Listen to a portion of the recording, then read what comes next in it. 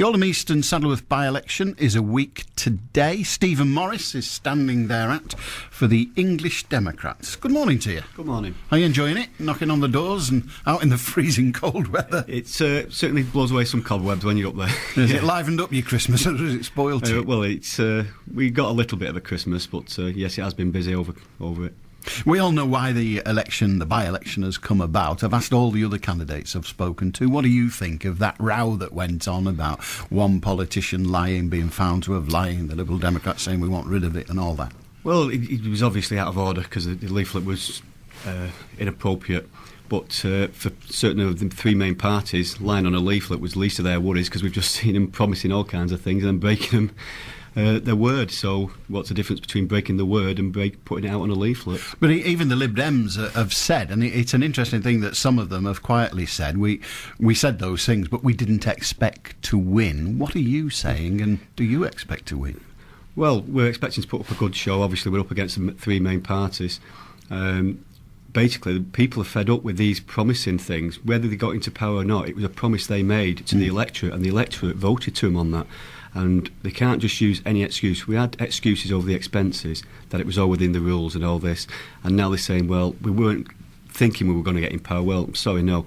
You promised the electorate you would vote against tuition fees, and you went and broke that word. What do the English Democrats stand for? What's your central tenet, is it? Our central, well, we came about because of devolution, where Scotland and Wales have both got their own parliaments looking after their own interests, and yet there's nobody looking after England's interests. So like we've just seen, we've had the tuition fees forced onto just English students. We had foundation hospitals forced onto the English NHS, which Scotland rejected as inappropriate for themselves.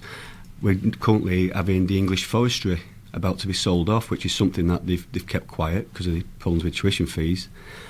Where Scotland and Wales said, well, we're not having that. But both Scotland and Wales, neither of them are what we might call tax-raising institutions. They can only spend the money given to them by the British Parliament. So whilst they look like they're devolved, in truth they're still dependent on the rest of the nation for its money. Well, they're reliant on the UK. Indeed. Giving out the money proportionately. But there's nobody looking after England and saying how we can spend that money. We give a lump sum to Scotland, we give a lump sum to Wales, and they decide how it's spent. But don't we spend the rest in England? Yeah, but how do we spend that? We can't make that decision. We've got 117 Scottish, Welsh and Northern Irish MPs telling us how to spend our money on what services. So as we've just been discussing today, this council's got to make massive cuts. But the tuition fees, that was forced onto us with 117 Scottish, Welsh and Northern Irish MPs.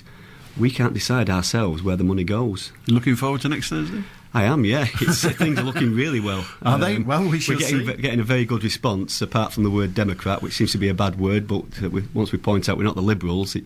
Oh, did I'm not going there. But Stephen, good to talk to you. Stephen Morris from the English Democrats. If you want to know who else is standing, there's a whole raft of them. I think there are 10 candidates in all. A full list is available at bbc.co.uk/Manchester.